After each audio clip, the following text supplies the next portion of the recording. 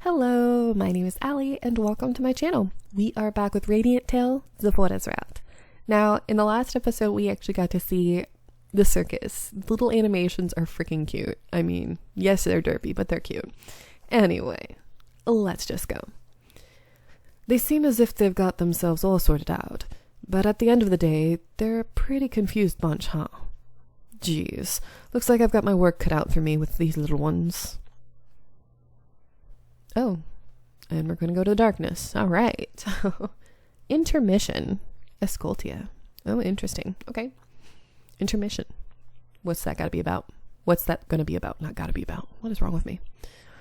I'm a little cray-cray.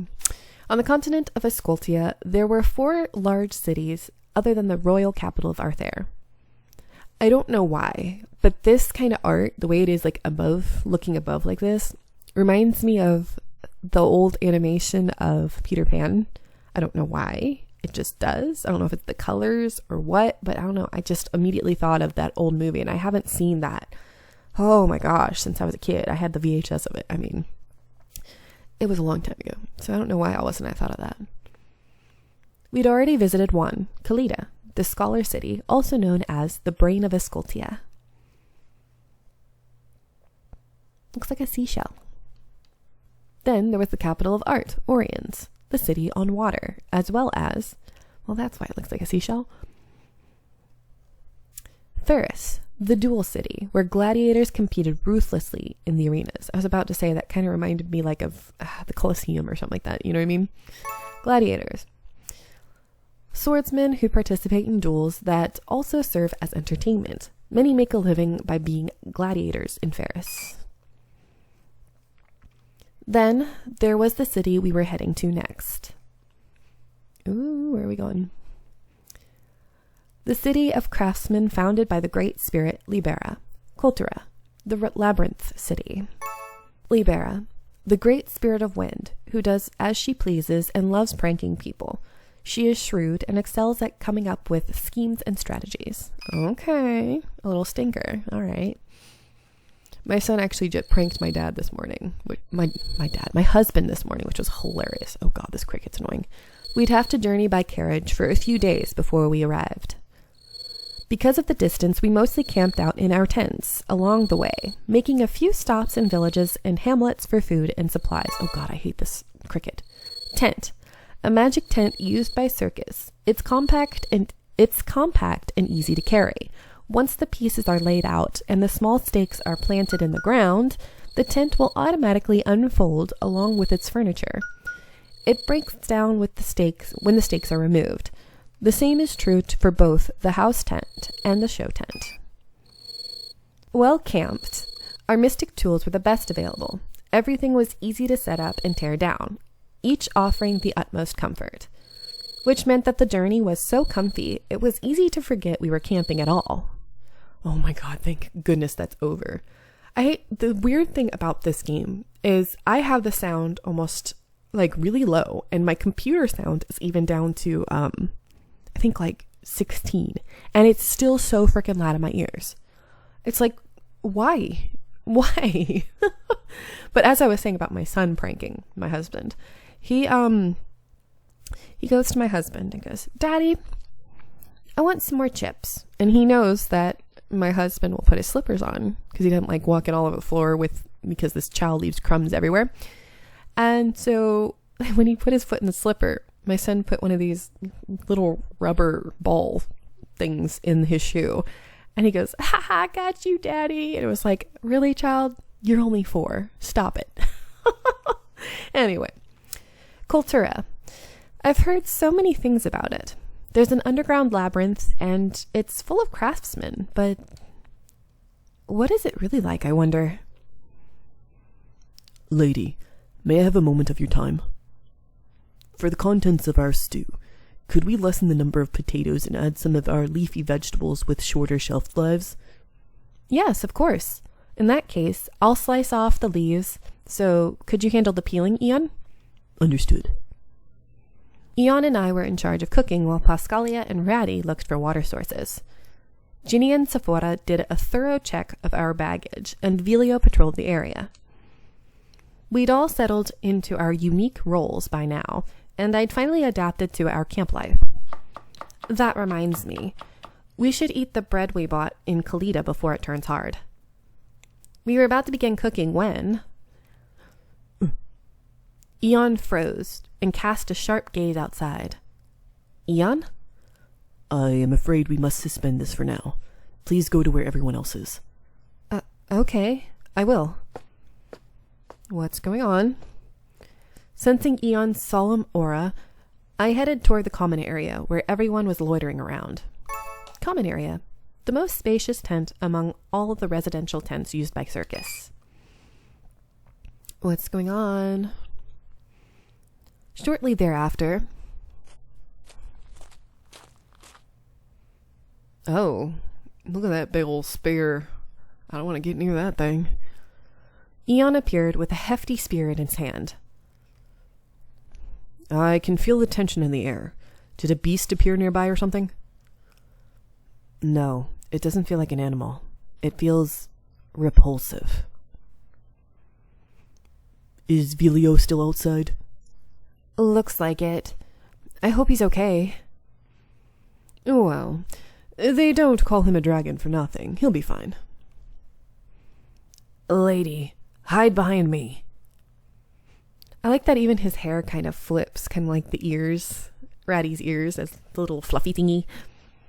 It's here. What is it? Immediately after Eon spoke, an eerie shadow skulked, that's an interesting word, out from behind a tree in a nearby grove. Holy heck.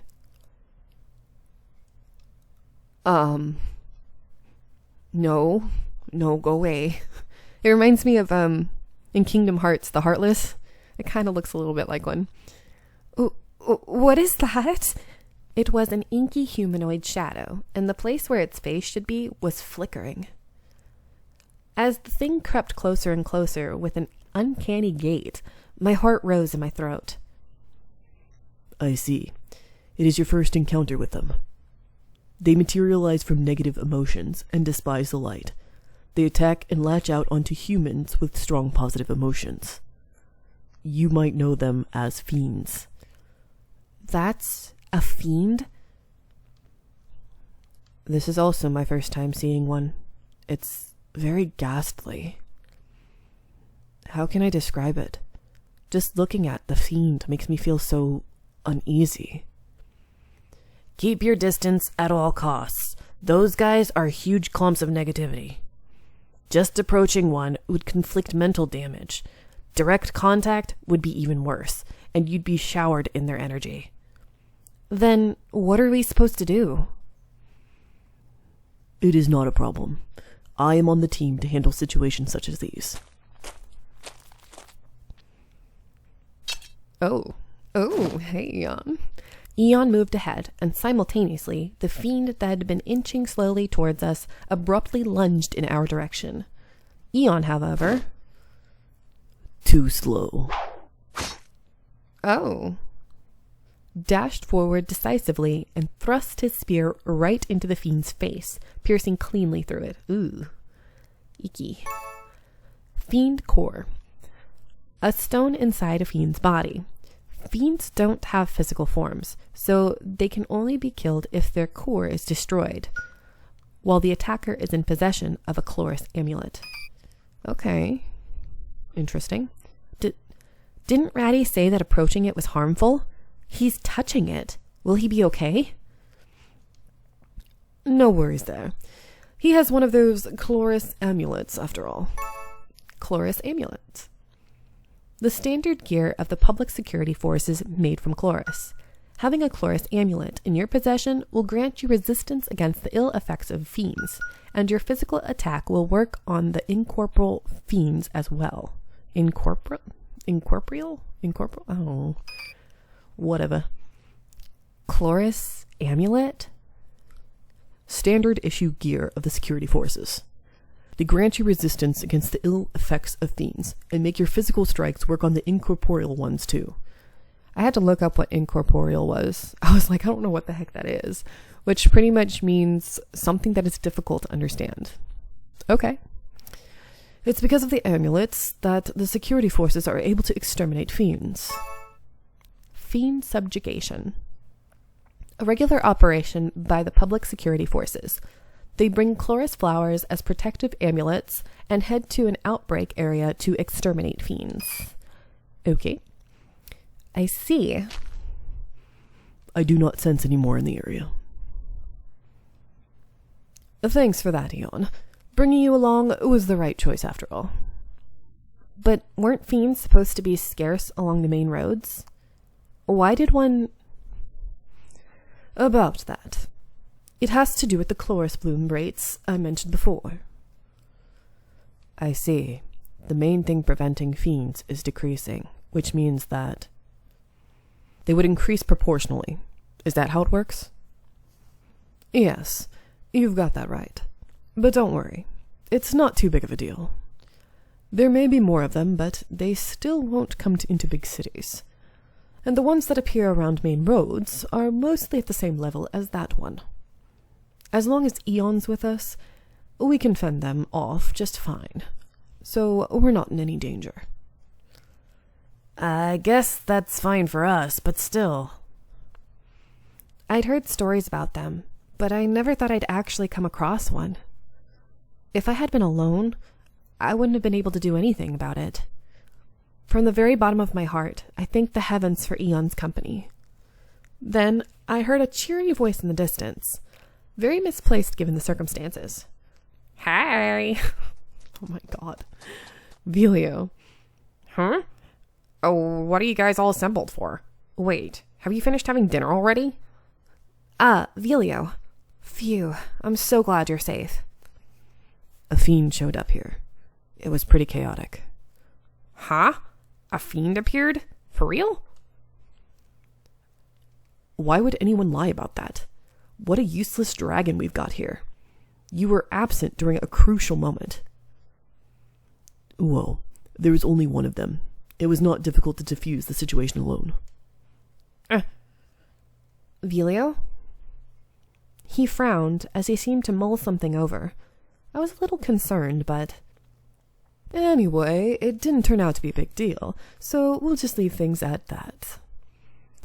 Let's take plenty of care in the future as well. More importantly, how about dinner?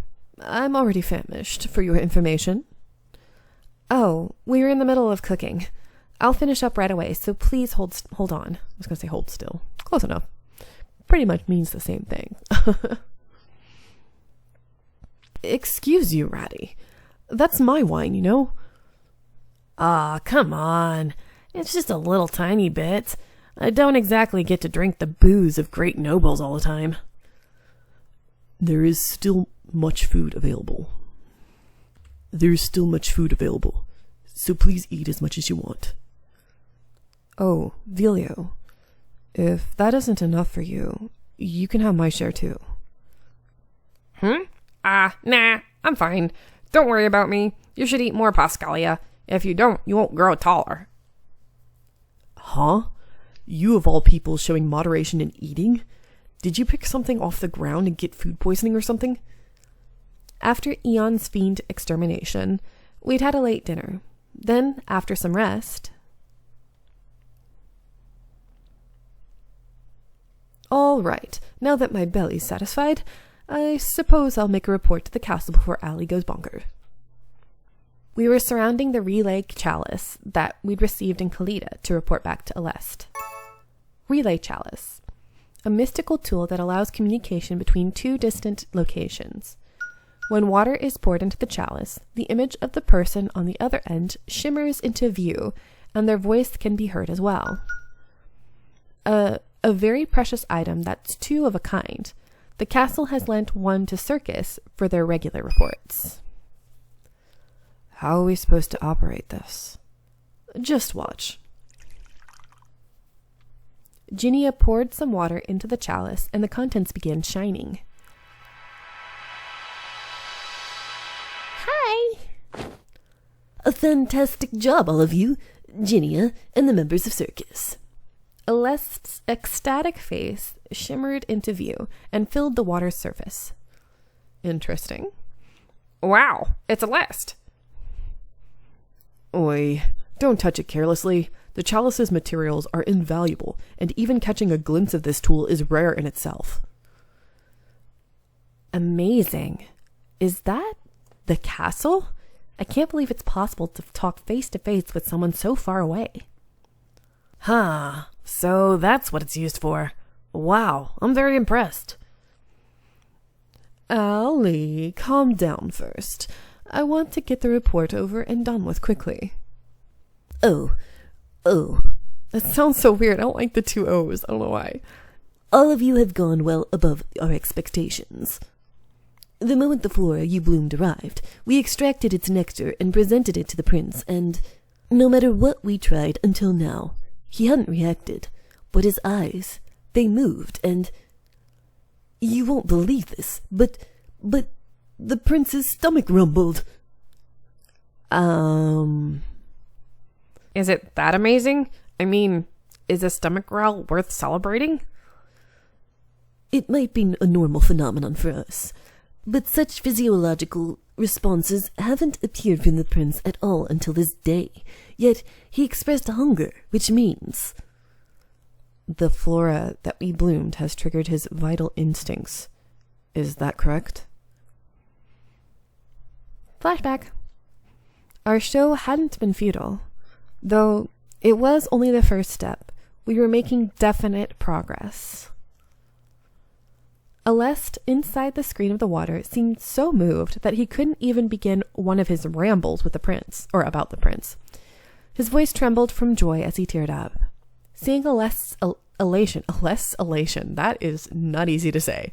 I clenched my hands into fists without realizing, relishing the moment. And I am going to let you guys go here. I hope you are enjoying, and I'll see you in the next one. Bye!